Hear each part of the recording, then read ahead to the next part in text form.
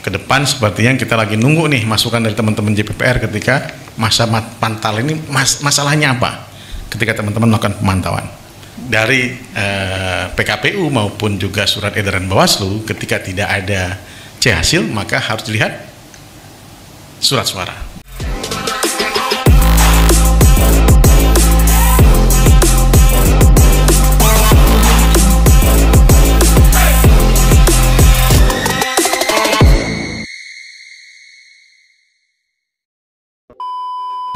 Bismillah. Assalamualaikum warahmatullahi wabarakatuh. Kok teman-teman pemantau memang sekarang suaranya agak kedengeran nih jadinya. Assalamualaikum warahmatullahi wabarakatuh. Waalaikumsalam warahmatullahi wabarakatuh. Kok agak ini ya memang ya. Oh iya. Tapi sebenarnya JPPR paling sering diajak. Selamat sore teman-teman. Salam sejahtera. Terima kasih kepada Mbak Mita yang mengundang saya pada acara ini. Mohon maaf terlambat karena ada demo depan kantor Bawaslu. Jadi sudah mulai bakar-bakar ban. Nah, sedang menjelang pilkada rupanya ya. Dan juga sekarang masalah PSU di Jakarta Utara, kalau teman-teman tahu. PSU Jakarta Utara. Nanti teman-teman bisa cek lah kenapa ada permasalahan di Jakarta Utara. Di sini ada kolega saya, Bang Herwin Malonda. Berarti sekarang kan Mbak Mita pembicaranya all Bawaslu men. Nah, jadi ya selalu begitulah. Memang Bawaslu tetap perhatian sama JPPR.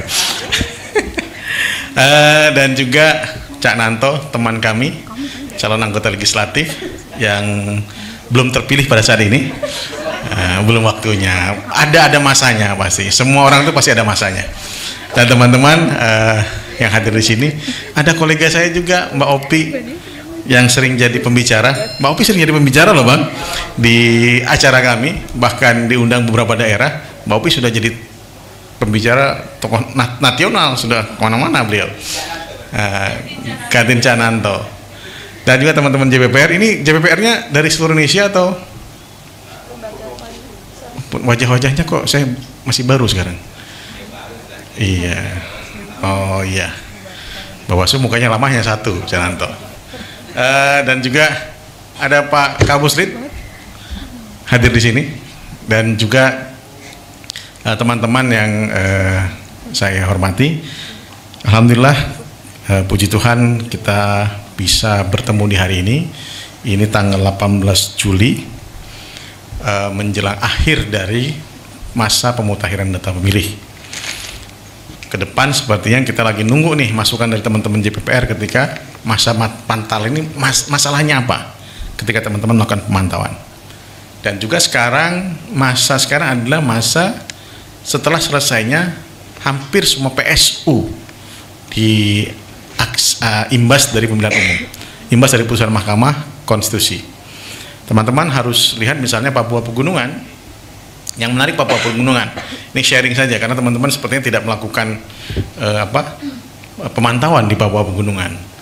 Papua Pegunungan atau Papua Tengah ya, Papua Pegunungan itu pada saat PSU kan membandingkan C hasil di TPS. Menariknya C hasil tidak ada, hilang dari PKPU maupun juga surat edaran Bawaslu. Ketika tidak ada C hasil maka harus dilihat surat suara. Berarti buka kotak suara ya. Nah, alhamdulillahnya surat suaranya pun tidak ada, dibakar katanya. Nah, ini lebih menarik lagi. Akhirnya apa yang mau dihitung? Tidak ada yang dihitung jadinya. Ini kayak kami kembalikan kepada Mahkamah Konstitusi. Kalau tidak ada yang hitung, seharusnya ada PSU ke depan ini. Bukan penghitungan lagi, tapi PSU. Ini yang menarik ya. Kemudian di Banten misalnya, Banten Dapil 2 itu terjadi permasalahan. Nah, C hasilnya ada yang hilang, kemudian buka kotak suara, menghitung surat suara. Disinilah perdebatan antara partai yang kemudian bisa menempatkan kadernya atau partai yang tidak bisa, atau gara-gara itu gagal. Dan menarik, itu sangat tipis perbedaannya. Nah, inilah saya kira yang patut kita lihat nanti pada beberapa PSU yang jadi perhatian kita. Tadi Bang Herwin sudah menyampaikan banyak hal. Terima kasih banyak Bang Herwin. Jadi saya nggak usah bicara tentang program Bawaslu dan yang lain. Kita bicara kondisi terkini dan teraktual. Yang ada teraktual dan terkini, bahaya nih majalah nih. Tentang judulnya teman-teman JPPR, krisis demokrasi. Wah, ini menarik ini, krisis demokrasi. Walaupun di sini ada Cak Nanto, nanti jadi bahan sama beliau. Teman-teman JPPR sekarang jarang ketawa, sepertinya terlalu serius hidupnya. Ya, padahal pemilu itu penuh dengan canda sebenarnya.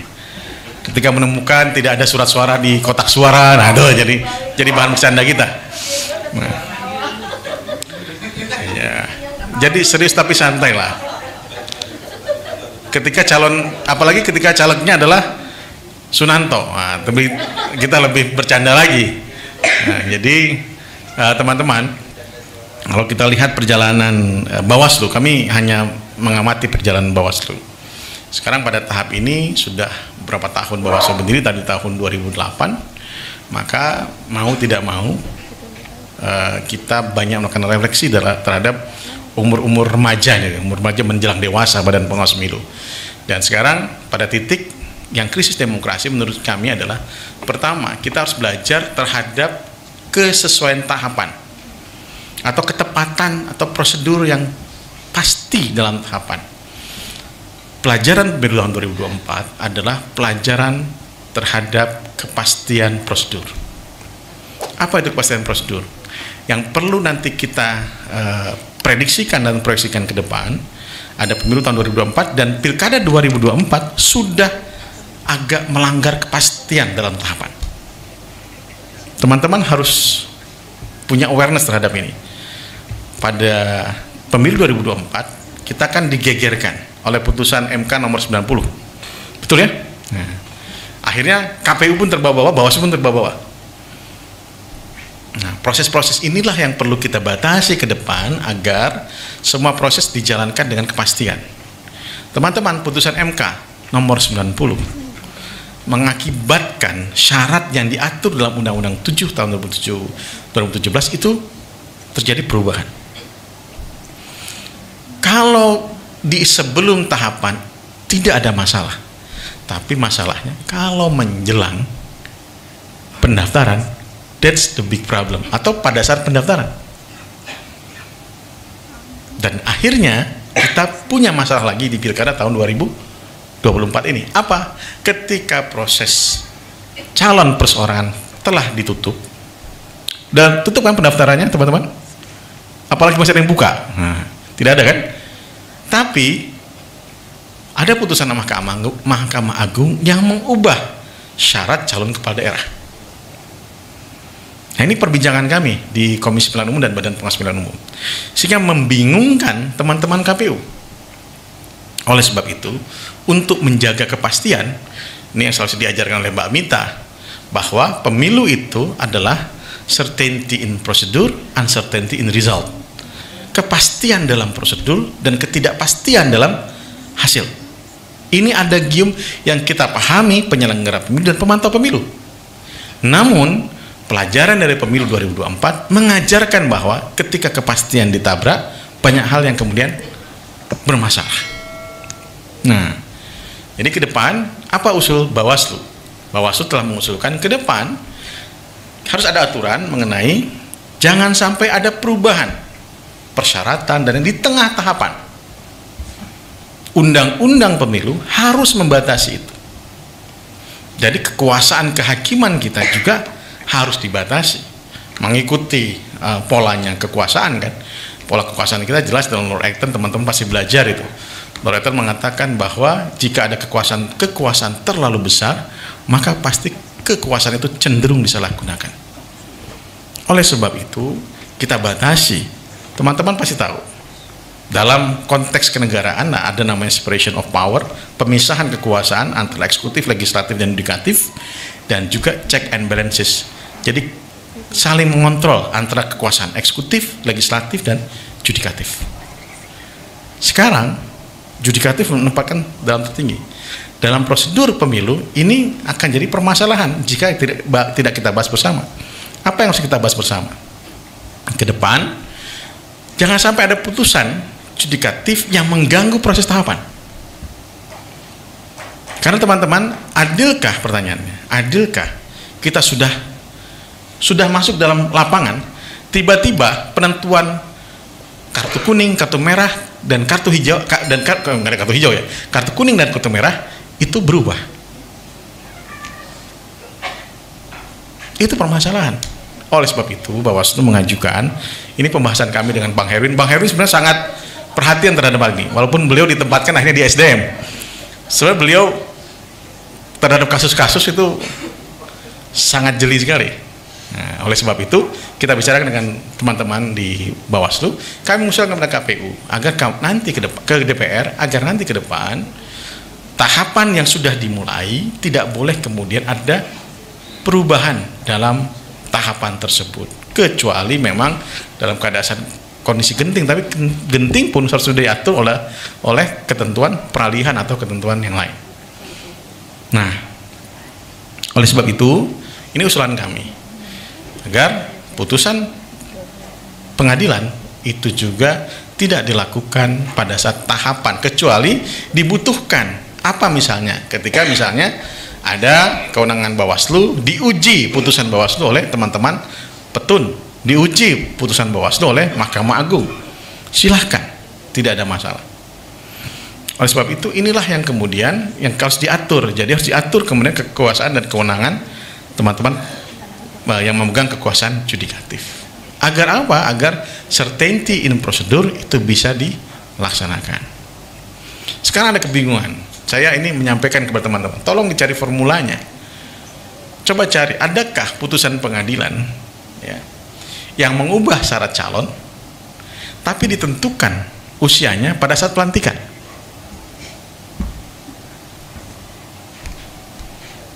Ada yang menemukan putusan ini? Jadi syarat calon itu ditentukan pada saat pelantikan, bukan pada saat pendaftaran. Sekarang putusan pengadilan kita yang menarik di pilkada ini ditentukan pada saat pelantikan. Pertanyaannya, pelantikan itu diatur oleh PKPU atau bukan oleh PKPU untuk pilkada? Kalau untuk pemilu diatur oleh PKPU, untuk pilkada tidak diatur oleh PKPU. Lebih menarik lagi, siapa yang mengaturnya? Di peraturan pemerintah ataupun peraturan menteri dalam negeri. Untuk bupati dan wali kota itu Permendagri atau putusan Mendagri. Untuk gubernur diatur oleh putusan presiden atau peraturan presiden. Coba cari, adakah putusan yang mendasarkan pengambilan usia itu pada saat pelantikan? Ayo cari. Ini tugas teman-teman CPPR nih. Kalau ada alhamdulillah, kalau tidak ada ya itu jadi masukan buat kita semua. KPU sampai sekarang bingung. Ayo coba ditentukan kapan pelantikannya, Mas. Kemudian KPU sekarang mau jalan terus, silahkan KPU jalan terus, tapi ingat akibat. Ketika ada seseorang yang ingin mendaftar dari jalur perseorangan yang usianya sesuai dengan putusan Mahkamah Agung, mendaftar, tiba-tiba sudah ditutup, dia mengajukan ke MK. Kalau tiba-tiba MK, oh iya benar, Anda punya hak konstitusional, seperti halnya Pak Irman Gusman misalnya. Apa yang terjadi teman-teman? PSU di seluruh wilayah, di wilayah kabupaten itu misalnya.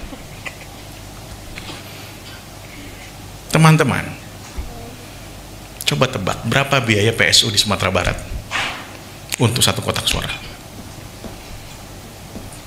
Ayo, berapa? 100 M? Coba tebak saja. Teman CPPR masa nggak bisa ngitung? Tak hitung. 17.000 TPS, 350 miliar. Mendingan itu untuk program bantuan masyarakat, buat sekolah, buat teman-teman JPPR untuk kemudian masuk kuliah S1-nya beasiswa. 350 miliar PSU. Oleh sebab itu kami meminta kepada KPU untuk berpikir keras dan benar menentukan PKPU ke depan atau syarat calon kepala daerah sesuai dengan putusan Mahkamah Agung. Harus sesuai dengan putusan Mahkamah Agung. Tidak boleh tidak. Kenapa? Karena ketidaksesuaian dengan putusan Mahkamah Agung melahirkan PSU Provinsi Sumatera Barat di semua TPS. Oleh sebab itu, ikuti putusan Mahkamah Agung, walaupun menarik untuk dibahas, tapi tetap dengan catatan bahwa putusan tersebut harus dilaksanakan. Nah, ini PR kita bersama. Krisis demokrasi dimulai dengan apa? Dimulai dengan ketidakpastian prosedur. Ketika ketidakpastian prosedur, kemanfaatan apa yang bisa didapat? PR dalam orang-orang hukum misalnya. Keadilan itu didapat dengan dua jalan. Pertama, kepastian, dan kedua, kemanfaatan. Sayangnya, dua-duanya adalah dua sisi mata uang. Harus dipakai. Tidak bisa salah satu meniadakan yang lain. Inilah menarik tujuan hukum itu. Nah, inilah teman-teman, saya kira kita harus berbicara ini ke depan. Kita harus membantu teman-teman KPU keluar dari krisis ini. Bukan hanya KPU, Bawaslu juga mungkin mengalami krisis. Bukan masalah yang lain ya, ini masalah akibat putusan Mahkamah Agung. Membantu teman-teman KPU menentukan exact time penentuan syarat calon kepala daerah sesuai dengan putusan Mahkamah Agung. Ini PR kita bersama. Oleh sebab itu, saya kira krisis ini harus kita lewati.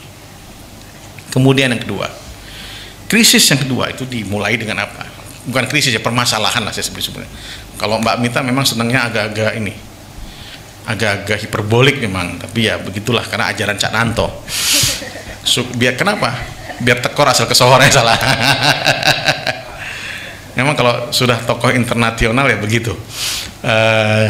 Jadi yang kedua adalah kami diingatkan oleh Dewan Kehormatan Penyelenggara Pemilu masalah integritas penyelenggara. Indeks kerawanan pemilu kita dari tahun ke tahun, dari pemilu ke pemilu, indeks kerawanan nomor 1 sampai nomor 5 pasti ada namanya integritas penyelenggara pemilu yang terbesar. Oleh sebab itu, inilah yang patut kiranya kita temukan formulanya. Kemudian kedua, setelah itu integritas ini akan kita hadapi. Persoalan misalnya persoalan besarnya kita pada saat pengawasan itu, yang namanya sistem informasi itu dasarnya adalah keterbukaan. Betul nggak sih? Kok kenapa semakin tertutup? Inilah yang kemudian Bawaslu mengajukan komplainnya kepada Dewan Kehormatan Penyelenggara Pemilu. Walaupun ada teman kita pemantau juga menyatakan, kan Bawaslu bisa pakai pelanggaran administrasi. Pertanyaannya, apakah itu bisa disebut sebagai pelanggaran administrasi?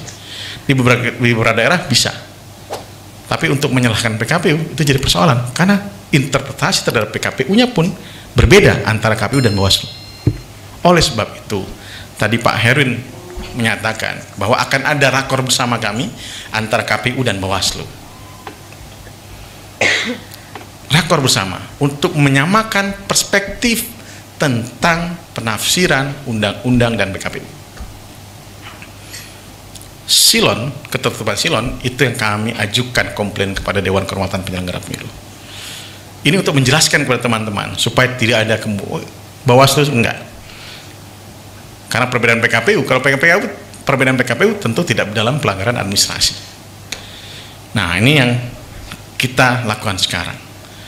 Dan kemudian kedua, integritas ini akan banyak menjadi beberapa soalan. Kemudian DKPP juga menitipkan bahwa ini kebetulan banyak perempuan di sini. Ada Mbak Mita, Mbak Opi, Mbak siapa jenengnya aku lupa, Mbak Aca. Kok terjadi peningkatan permasalahan hubungan antara laki-laki dan perempuan di penyelenggara pemilu? Ini PR. Atas usulan tersebut, Dewan Kehormatan mengingatkan Bawaslu bahwa hati-hati, hubungan yang tidak proporsional dalam penyelenggara pemilu tentu mengakibatkan banyak hal. Oleh sebab itu kemudian kami kemudian diingatkan oleh Teh Loli, Bang Herwin, Pak Toto dan Pak Wadi untuk membangun kerjasama. MOU pertama kami adalah dengan Komnas Perempuan. Untuk apa? Untuk kemudian mengingatkan Bawaslu bahwa proses-proses yang sekarang terjadi di Dewan Kehormatan Penyelenggara Pemilu untuk bisa dicegah. Hubungan tidak proporsional ini Mbak Opi yang biasanya suka ngobrol ini yang begini. Beliau langsung naik ke darahnya kalau masalah-masalah itu. Nah, jadi ini yang kami ingatkan kepada teman-teman. Kami akan melakukan sosialisasi dan juga pelatihan berbasis kesadaran gender kepada teman-teman penyelenggara pemilu, khususnya pada Badan Pengawas Pemilu di beberapa titik, karena tidak mungkin disatukan dalam satu titik, bersama dengan Komnas Perempuan dan para organisasi perempuan. Agar apa? Agar ada upaya untuk mencegah terjadi hal tersebut. Bawaslu tidak menutup kritik terhadap hal itu. Ada terjadi permasalahan, ada. Misalnya hubungan yang tidak proporsional, kemudian melempar kursi dalam berantem antara perempuan dan laki-laki sama penyelenggara pemilu dan lain-lain. Saya mau tidak menyinggung kamar sebelah karena bagi saya selesai ini yang beginian Dewan Kehormatan Penyelenggara Pemilu, tapi kita punya usaha reflektif ke depan untuk menyamakan persepsi terhadap ini bersama tokoh-tokoh perempuan dan aktivis perempuan. Walaupun pasti ada yang aktivis yang terlalu maju ke depan, ada aktivis yang tidak terlalu maju ke depan juga. Makanya sesuai dengan amanah dari Cak Nanto dalam organisasinya, kita harus berada di tengah, selalu waswatan ya Mas ya. Nah, jangan selalu di tengah. Itulah yang diajarkan oleh, kata Cak Nanto, itulah diajarkan oleh pendiri Muhammadiyah, bahwa umat Islam itu harus berada di tengah katanya, atau Indonesia ini harus berada di tengah percaturan yang menggeser kita ke kanan atau ke kiri. Nah, ini yang menarik dari Cak Nanto, yang selalu belajar dari Cak Nanto. Begitu Cak Nanto ya. Nah, teman-teman, ini yang harus difikirkan oleh Badan Pengawas Pemilu ke depan. Jadi Cak Nanto, di Bawaslu juga Muhammadiyah selalu menjadi pemikiran kami dan gerakan juga mau Cak Nanto. Oh jelas, matahari itu selalu bersinar di Bawaslu. Nah, walaupun pasti ditemani oleh bulan bintang pada malam harinya. Tidak mungkin matahari bersinar pada malam hari kan Cak Nanto ya. Itu gerhana bulan namanya atau gerhana matahari. Tergantung perspektif mana. Ada tokohnya kok di sini. Tenang aja. Nah, jadi teman-teman, inilah yang kita harus berdiri tengah ketika berhadapan dengan perspektif tentang hubungan relasi gender.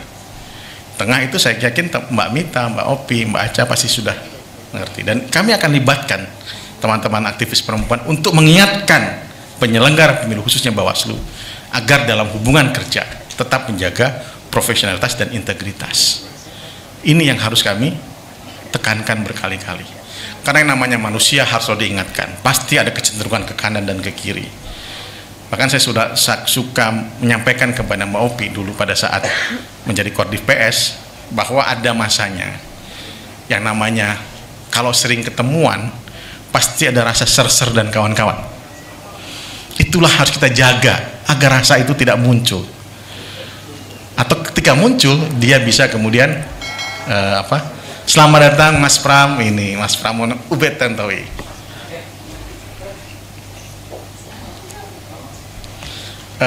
Mas Ade Hanas caleg juga. Pak Anfrel siap.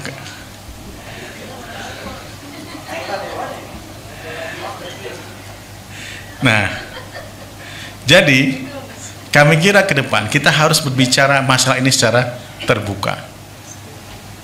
Ada ketertarikan dalam setiap penyelenggara pemilu.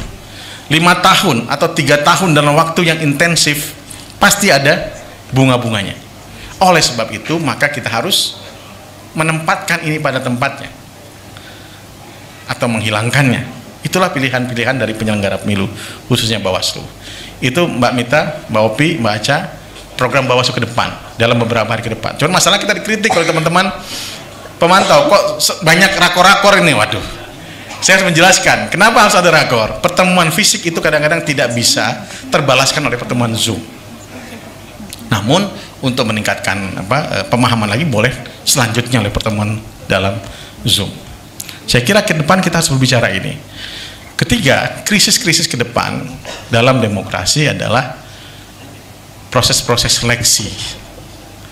Kita melihat teman-teman KPU yang kesulitan dalam penyelenggaraannya. Kenapa? Ada yang kemudian 1 hari sebelum pemungutan suara berganti seluruh komisionernya. Ada yang 2 hari setelah pemungutan suara dia yang melakukan pemungutan, yang lain yang melakukan penghitungan. Ini juga PR di Bawaslu. Ini belum selesai juga karena ada 2 gelombang di Bawaslu provinsi. Ketika 1 gelombang kepontal-pontal. Kenapa kepontal-pontal? Karena 514 kabupaten kota harus ditentukan komisionernya dalam berapa bulan. Sehingga kemudian Bawaslu kena peringatan oleh KPB ya Bang Herin. Kita berdua lebih khususnya. Karena pelantikannya lebih dari pada 3 hari ya, terlambat 3 hari kalau tidak salah. Tanggal 19 Agustus atau 18 Agustus. Terlambat dari tanggal 15 Agustus. Jadi ini yang terjadi di Badan Pengawas Pemilu. Di KPU lebih parah lagi karena ada yang seperti itu. Bapak Ibu, teman-teman, jika kita melatih orang yang berbeda-beda untuk satu peristiwa yang sama, untuk satu kerja yang sama, orang yang berbeda, maka hasilnya tentu akan bermasalah. PKPU yang dulu pasti akan beda dengan PKPU yang sekarang, walaupun undang-undangnya sama. Nah, inilah yang harus kita temukan formulanya untuk teman-teman KPU dan Badan Pengawas Pemilu. Ke depan, sebelum penyelenggaraan tahapan atau pada awal tahapan penyelenggaraan, seharusnya seluruh badan pengawas pemilu atau komisioner pengawas pemilu, komisioner penyelenggara pemilu itu sudah terbentuk. Ini PR kita bersama. Jadi saya kira ini yang perlu kita advokasi sama-sama teman-teman. Karena Badan Pengawas Pemilu tentu jalurnya berbeda dengan teman-teman. Pemantau tentu mempunyai kedudukan tersendiri dalam jalur perubahan hukum di Indonesia. Saya kira ini kita perlu bicarakan bersama-sama. Dan ke depan juga adalah bagaimana melakukan perspektif pengawasan yang sama bersama teman-teman pemantau. Ini yang diingatkan oleh Direktur JPPR. Bagaimana proses pengawasan atau pemantauan yang dilakukan teman-teman pemantau supaya ada kesamaan pandangan antara pemantau dan pengawas pemilu. Sesungguhnya kan pengawas pemilu kenapa ada? Karena pengawasan masyarakat masih kurang. Oleh sebab itu untuk meningkatkan pengawasan masyarakat maka lembaga pemantau harus dihidupkan. Kritik kita terhadap sekolah kader pengawas pemilu adalah ketika teman-teman meninggalkan pemantauan dan masuk dalam penyelenggara terlalu banyak, walaupun memang dibutuhkan atau memang kurang kader pengawasnya. Jadi kritik teman-teman pemantau pemilu, kader kami menghilang karena masuk dalam penyelenggara pemilu baik KPU maupun Bawaslu. Kemudian bagaimana kami meningkatkan itu? Nah, itu persoalan. Ketika teman-teman masuk dalam penyelenggaraan pemilu tidak masalah, tapi kader-kader yang misalnya umur-umur 17 tahun, 18 tahun, ini yang sebenarnya saya bicarakan sama Afif dulu pada saat pembentukan sekolah kader pengawas partisipatif. Untuk apa? Pertama adalah yang kita harus perhatikan adalah kebutuhan pemantau pemilu. Pemantau pemilu dengan berkurangnya, mohon maaf, dana dari lembaga-lembaga funding internasional agak kesulitan. Dan juga bagaimana kita melakukan pendidikan terhadap calon-calon pemantau. Oleh sebab itu sekolah kader pengawas partisipatif adalah jembatan untuk menghidupi dengan sifat kesukarelaan pemantau pemilu. Jadi yang disasar adalah anak-anak atau pemuda-pemudi yang berusia 17 tahun, 16 tahun ke atas, usia SMA ke atas, yang sudah mempunyai hak pilih. Dengan Bawaslu menciptakan atau membuat sekolah kader pengawas partisipatif, maka kader-kader yang dibentuk itu akan menjadi pemantau-pemantau sukarela untuk JPPR, untuk KIP, untuk teman-teman pemantau yang lain. Kalau kita lihat, walaupun ada nanti NetGrid, NetFit dan kawan-kawan, kalau kita lihat lembaga pemantau pemilu yang mempunyai kader sampai tingkat bawah, yang paling besar hanya dua. Pertama JPPR, kedua KIP. Oleh sebab itu, saya sampaikan kepada Afif, bro, ini harus diselesaikan kekurangan pemantau di teman-teman lembaga-lembaga pemantau besar. Biarkan yang jadi backbone-nya adalah Badan Pengawas Pemilu. Untuk apa? Untuk melatih dan kemudian menyalurkannya kepada lembaga pemantau pemilu, agar Mbak Mita itu masih punya jejaring ke Provinsi Sulawesi Tenggara, Provinsi Sulawesi Barat, Provinsi Papua Pegunungan ke depan. Ini yang sebenarnya diinginkan oleh sekolah kader pengawas partisipatif. Tujuan utamanya itu.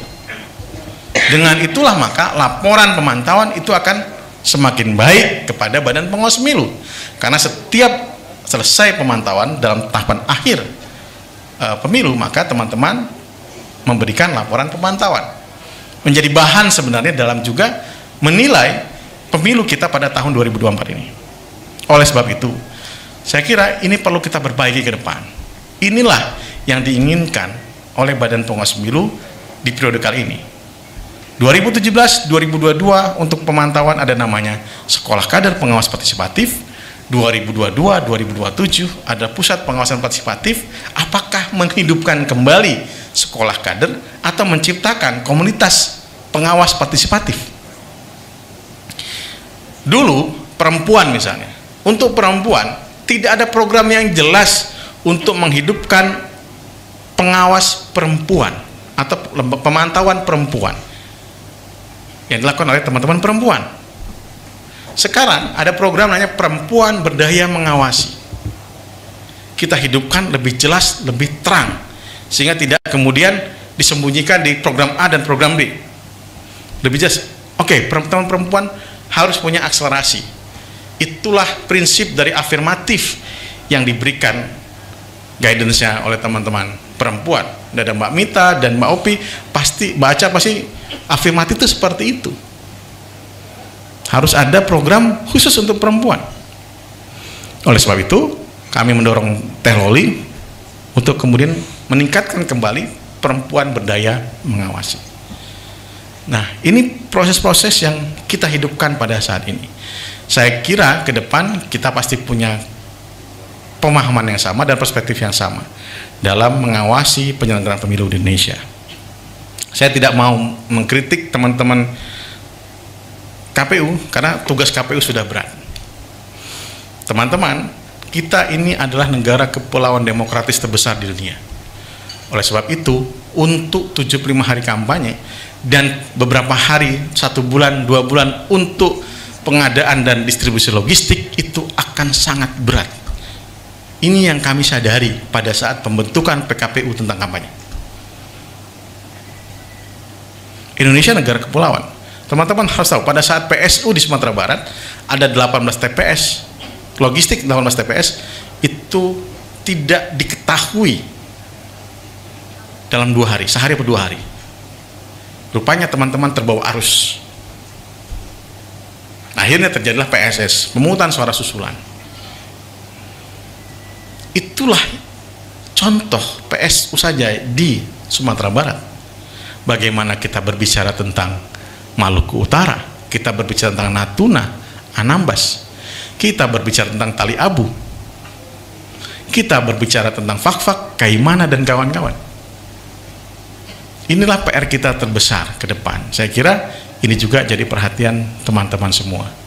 Jadi yang kurang itu laporan tentang pemantauan logistik. Ini kurang dari teman-teman pemantau. Kita harus melihat ini sebagai satu problem tersendiri karena kita adalah negara kepulauan. PR kita ke depan teman-teman, penyelenggaraan pemilu semakin lebih baik. PR kita ada Sirekap, PR kita ada Sidali, PR kita ada Siwaslu, PR kita ada Sigap Lapor. Jadi bukan hanya KPU, Bawaslu pun punya PR terhadap sistem informasinya. Oleh sebab itu, teman-teman kami harapkan ikut serta mengawasi, memantau seluruh proses atau program yang dikeluarkan oleh Badan Pengawas Pemilu. Kalau mengutip prinsipnya restoran Padang, kalau ada masalah, laporkan kepada kami. Kalau ada yang baik, sebarkan kepada yang lain. Nah, itu yang kami harapkan dari teman-teman. Untuk kami perbaikan dulu. Nah, inilah yang kami harapkan bisa terjadi pada penyelenggaraan pemilu kita kali ini. Saya kira kita punya PR banyak, Mbak Mita. Apalagi Mbak Mita ini direktur salah satu lembaga pemantau terbesar di Indonesia. Bebannya semakin banyak. Masih jabatannya masih lama atau tidak? Aduh. Jadi ini Mbak Mita sudah mau tongkat estafet ini.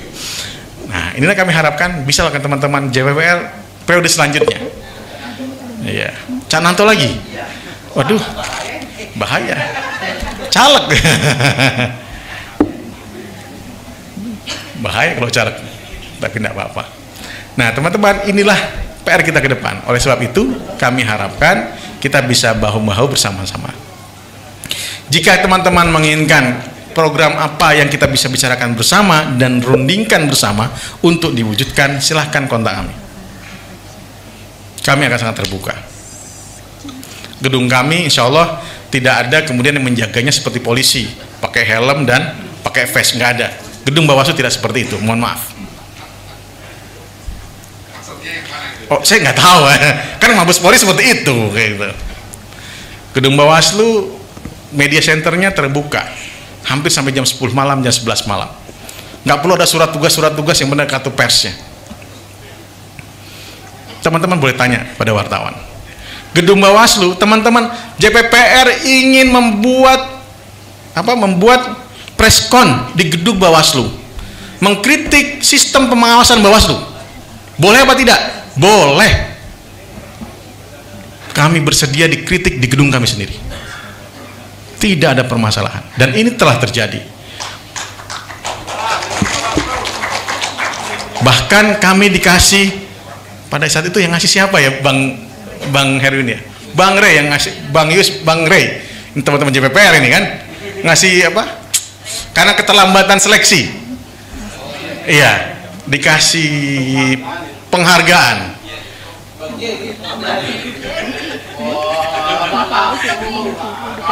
Oh, sama Mas Bang Jerry juga. Setelah menyerahkan itu, saya datang, kebetulan datang. Akhirnya kita ngobrol di kantin Bawaslu, kantinnya Teteh ya. Sekarang banyak lah kantinnya, boleh ada baksonya juga. Untuk ngobrol bersama. Nggak ada masalah. Silahkan teman-teman. Kami akan sangat terbuka.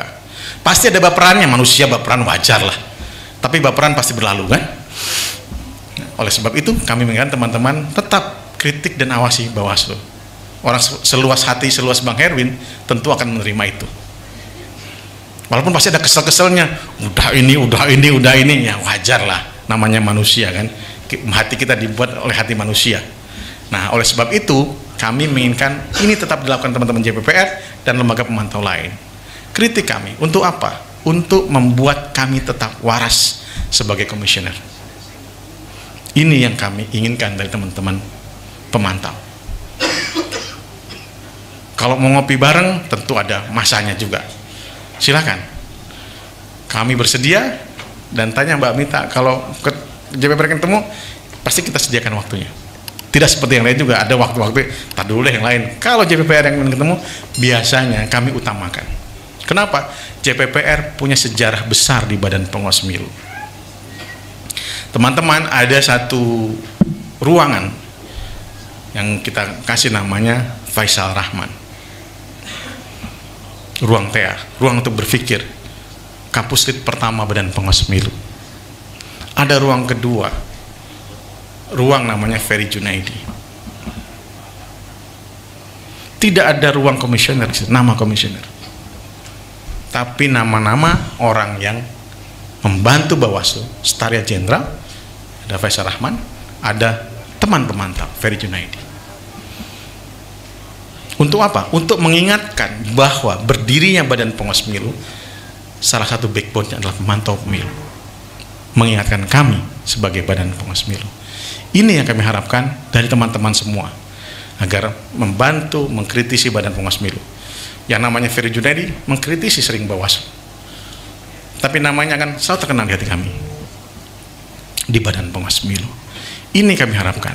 Tentu teman-teman tidak inginkan namanya di situ, bahaya juga karena banyak yang meninggal pada saat itu, bahaya.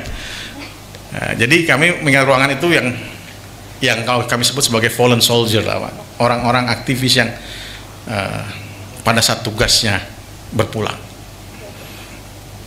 Semoga komisioner nggak ada yang seperti itu. Tapi kalaupun terjadi, tentu akan kita ingat. Nah, inilah yang kami harapkan teman-teman semua sebagai backbone-nya Badan Pengawas Pemilu. Kami berharap CPPR di tengah Kongres Pak Mukernas ya, pertemuan nasionalnya, ini kalau ingatnya Cipayung terus ya Kongres. Kami mengingatkan teman-teman dalam pertemuan nasional ini ada hal yang kemudian bisa diberikan kritik terhadap Badan Pengawas Pemilu dalam penyelenggaraan pemilu. Pasti banyak. Kami sudah dikritik oleh Mahkamah Konstitusi terhadap proses penanganan pelanggaran. Itu menjadi catatan khusus bagi Badan Pengawas Pemilu. Kami sudah dikritik juga oleh Dewan Kehormatan Penyelenggara Pemilu lewat peringatannya karena proses penanganan pelanggaran. Ini kemunduran memang di Badan Pengawas Pemilu. Tapi ini menjadi catatan bagi kami agar membenahi diri dalam Pilkada 2024. Saya berharap kita sama-sama membangun demokrasi Indonesia dengan lebih baik lagi. Saya kira Badan Pengawas Pemilu pada saat ini masih dalam on the track, namun untuk menjaga on the tracknya tentu banyak bantuan yang kita perlukan dari teman-teman pemantau pemilu. Semoga pertemuan nasional ini melahirkan banyak hal dan melahirkan pemimpin baru di JPPR, baru atau lama nih, terserah kalau Mbak Mita mau maju lagi. Bisa nggak? Nggak boleh ya? Cananto makanya nggak maju lagi. Oke.